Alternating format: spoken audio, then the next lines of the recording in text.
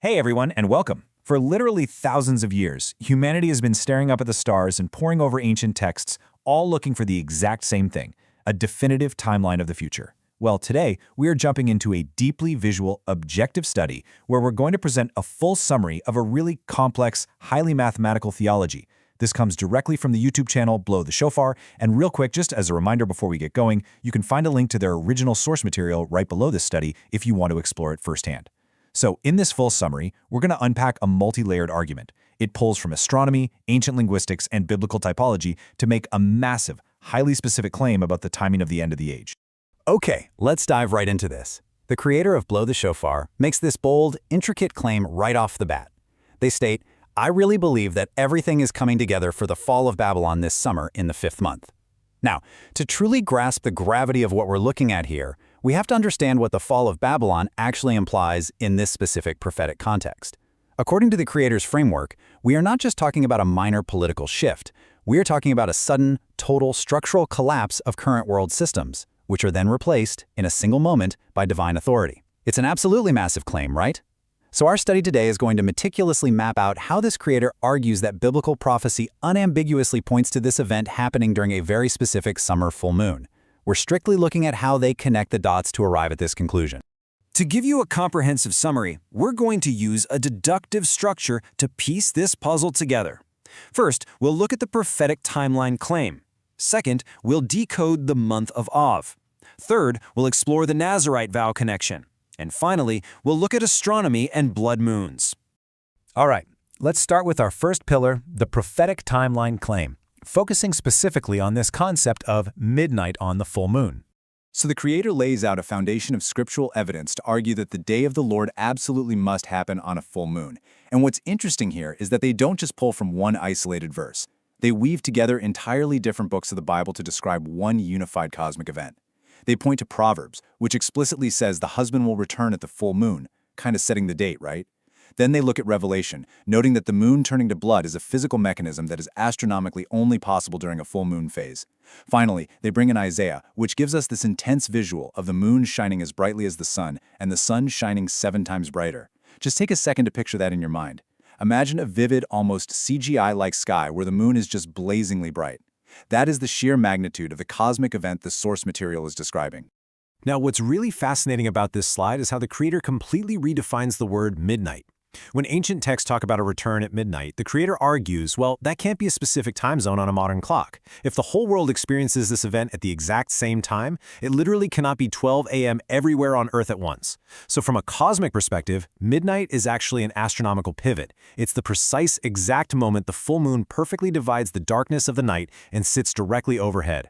And for the specific upcoming lunar cycle they're analyzing, that exact alignment just happens to map to 12:01 a.m. on the east coast of the United States. This geographic detail is huge for their theory because it places the epicenter of this massive lunar alignment over a specific geographic sphere the very second the calendar rolls over. Moving right along, that brings us to our second pillar, decoding the month of Av, where we dig into the linguistic evidence. Okay, so the source material zeroes in on those famous words spoken at the Last Supper in the book of Mark, where Jesus says he won't drink of the vine until he drinks it new in his Father's kingdom. But the creator looks closer at the vowel-less Hebrew translation. You know, to really get this, we have to remember that ancient Hebrew was originally written entirely without vowel markers. Scribes and translators had to kind of infer and add them in centuries later. By stripping away those later scribal additions, the Hebrew letters that are traditionally translated as my father or Avi can instead actually be read as my Av. And it gets better. The word for new is the exact same word used for renewed moon. So structurally, the phrase totally shifts from the kingdom of my father to the renewed moon in the reign of my Av. And Av is the exact 5th month on the biblical calendar. It acts like this hidden linguistic trigger in the creator's timeline. And we have to talk about how this 5th month, Av, carries immense, literally almost crushing historical weight. Historically, the 9th of Av, which is known as Tisha B'Av, is the darkest day of profound lamentation for the Jewish people. It marks the devastating destruction of Solomon's temple, and then centuries later, the destruction of the Second Temple on that exact same calendar day. The trauma tied to this specific month is woven so deeply into history. But the creator's theology posits a grand prophetic reversal. They argue that God intends to take this very specific month of historic mourning, fasting, and intense judgment, which Scripture often compares to a crushing winepress, and miraculously flip it into a month of ultimate joy, resurrection, and a feast of new wine. Highlighting that historical trauma really makes this proposed reversal mathematically and poetically resonant. Let's move to and see how this builds into our third pillar, the Nazarite-Vol connection, looking at symbols and types. Before we go any further down the rabbit hole of this timeline, we need a key to this cipher. To follow the Creator's rapid-fire typological connections, we have to understand this symbolic dictionary they've built. In this framework, when Jesus abstained from wine at the Last Supper, he was legally invoking an ancient Nazarite vow. So in their analysis, a white horse represents the full moon navigating the clouds. The sun represents Christ and absolute authority. And the shaving of hair cut in thirds at the end of a Nazarite vow, that represents the methodical judgment of Jerusalem. Take a moment to internalize these, because they are absolutely crucial for what comes next. All right, let's visualize the math of this judgment, because it's wild. The Creator links the end of the Nazarite vow to a really stark prophecy in the book of Ezekiel. Ezekiel is instructed to shave his head with a barber's razor, weigh the hair in balances, and divide it precisely into thirds. Look at the exact 33.3% mathematical breakdown mapped out here on the screen. Exactly a third is burned in the fire, a third is smitten with a sword, and a third is scattered in the wind. Within this framework, it is truly startling to see that the book of Revelation explicitly mirrors this exact mathematical fraction. Revelation states that a third part of men are killed by fire and a third by the sword during the fall of Babylon. So this strange ancient instruction given to an Old Testament prophet perfectly matches the exact fractional devastation detailed thousands of years later at the very end of the Bible. But here is where the timeline dramatically narrows through pure deduction. According to strict biblical law, a Nazirite must end his vow by shaving his hair exactly at the door of the temple gate. However, the inner gates of the temple are legally shut for the 6 working days. They are only permitted to be open on the Sabbath, or on the day of the renewed moon. Think about the level of precision required here. The Creator is arguing that a purely legal loophole, well, actually scratch that, it's more like a strict legal requirement regarding ancient temple gates, mathematically forces a massive prophetic event into a tiny, highly specific lunar window.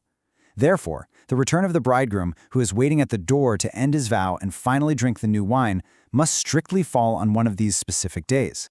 And that perfectly sets up our fourth and final pillar, astronomy and blood moons, looking specifically at the Revelation sign. So now we zoom out from these ancient texts and look directly at the cosmos. Revelation 19 describes an incredibly striking and eerie scene. A door opens in heaven, there's a rider on a white horse, and the rider is clothed in a vesture that is dipped in blood. Following the symbolic dictionary we established just a minute ago, the Creator translates this as the heavens opening to reveal the full moon, which is our white horse, visibly stained with a bloody hue. The visual gravity of a celestial body wearing garments dipped in blood sets the exact stage for their final astronomical proof. So the crucial point is how this imagery aligns with actual, real-world astronomical data. The Creator points out that an upcoming partial blood moon in late August will feature exactly 93% shadow coverage. Now you might be asking, why does that specific percentage matter so much? Because Scripture specifically says the garment is dipped in blood up to the horse's bridle. Notice the semantic difference there. Being dipped is totally different from being completely drowned or soaked. 100% total lunar eclipse simply wouldn't fit the specific wording of the ancient text. This 93% partial blood moon perfectly matches the imagery of a celestial body being heavily submerged in red, but not entirely consumed by it. It's a stunningly specific puzzle piece in the Creator's timeline. But beneath all this intense math, fractions, and astronomy, there is an overarching relational symbolism that forms the real theological heart of the message. In this study, the sun and the moon aren't just rocks floating in space, they represent a relationship. The moon, which represents the church, has absolutely no light of its own. It purely reflects the brilliant light of the sun, which represents Christ. On the day of the Lord, when the moon is perfectly full, they align. The Creator emphasizes that the Hebrew word for one is Echad. Now, Echad doesn't just mean a singular item. It signifies a complex unity, multiple parts coming together to form a whole, much like a united wedding union. So the full moon visually represents the church and Christ becoming perfectly whole, inseparable, and completely united. And this brilliantly illustrates how the source material ties the whole shebang together. It's literally like a massive combination safe locking into place, with every distinct thread aligning at once. The 93% partial blood moon acts as the undeniable cosmic marker in the sky. The hidden vowelless linguistic translation of the 5th month, Av, triggers the timeline and that joyous feast of new wine.